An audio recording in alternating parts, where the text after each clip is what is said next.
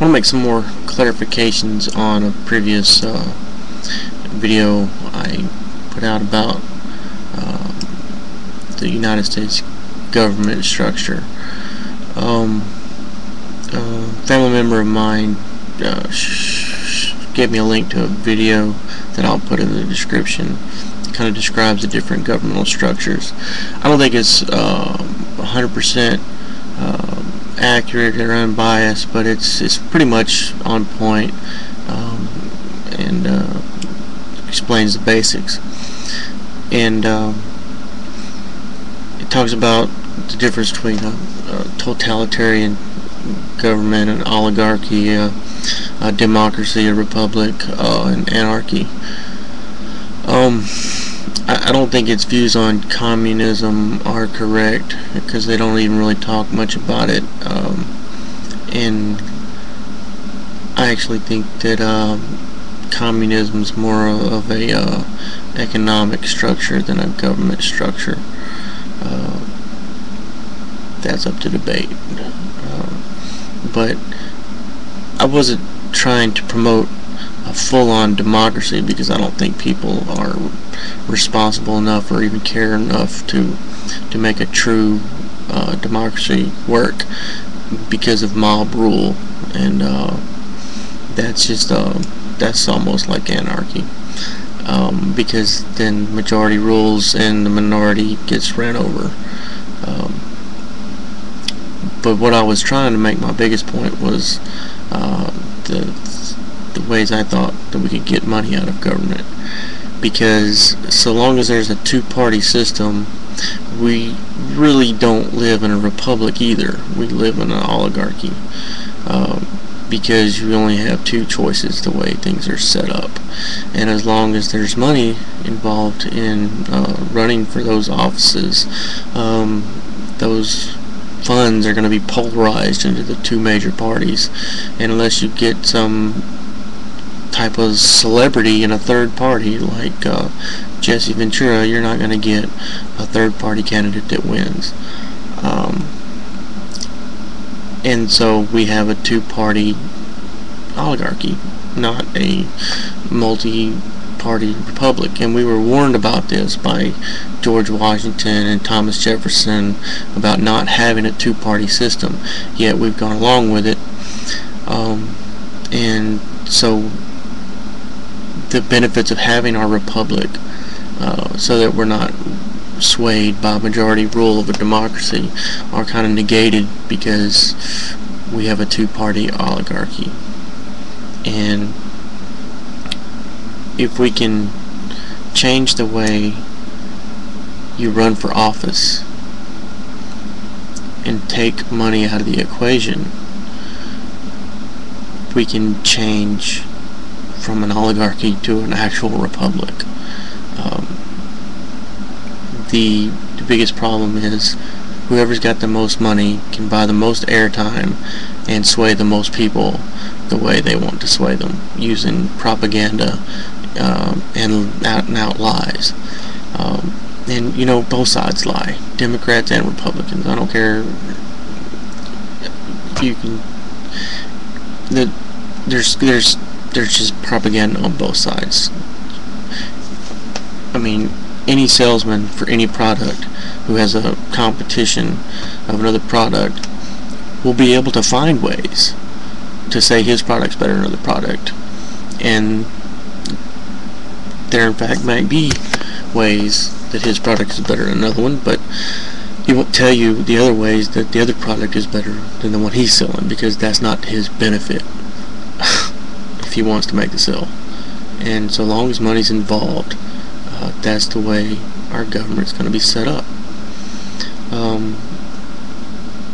I think that the biggest thing we need to do is,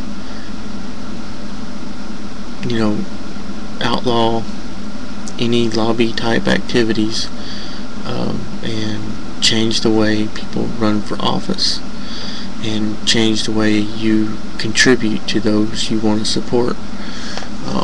And there's no possible way that a corporation should be able to to be a person and contribute millions of dollars. Because you get that kind of money involved, and you're going to find some really smart people that'll be able to construct some really intricate lies with a little bit of truth in them that's going to sway a lot of people to what they want. One of my ideas was to have only allow individual voters to contribute to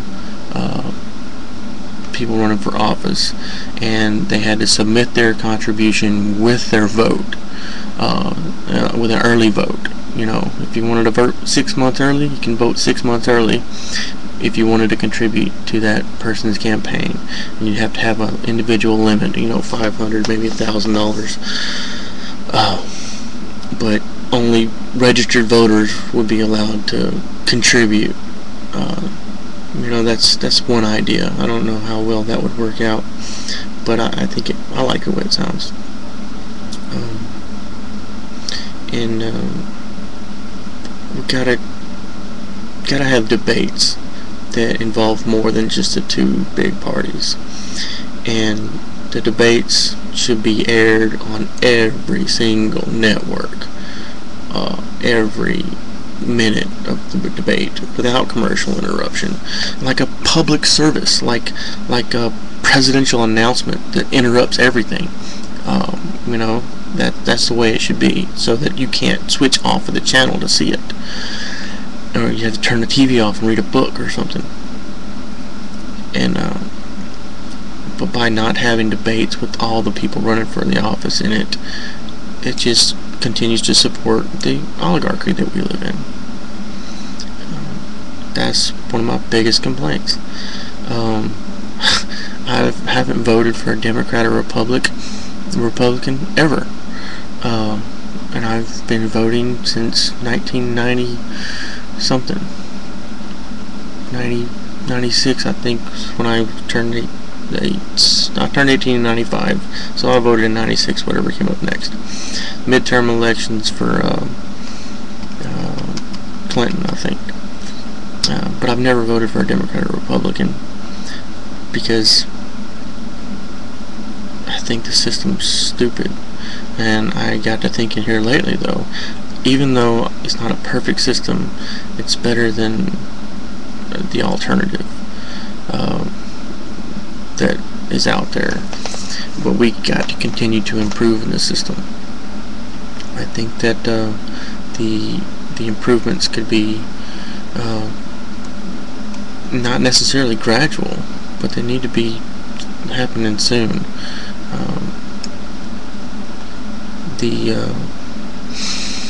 So lately I was thinking, even though we don't live in a perfect system, we live in a system we live in, and I got to thinking that, this last vote, I was thinking, am I going to vote for a Democrat or a Republican?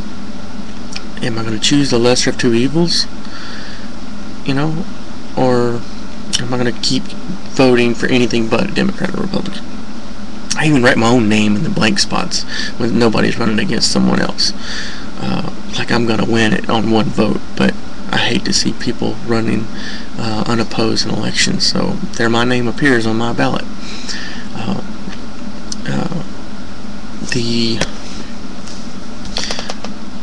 So this last election, I basically decided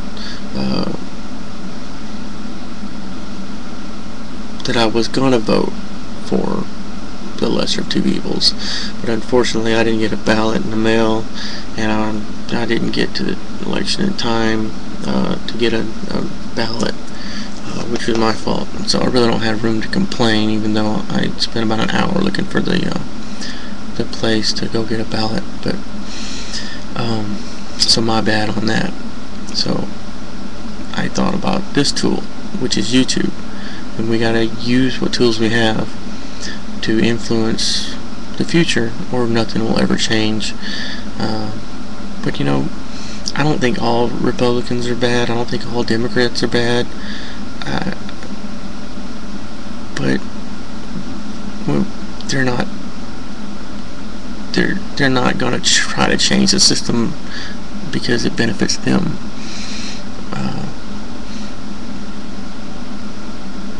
So we gotta change it, and I don't have all the answers. I just got some pretty good ideas, I think.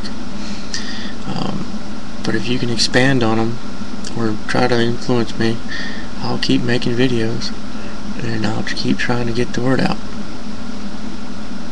That's all I have for now.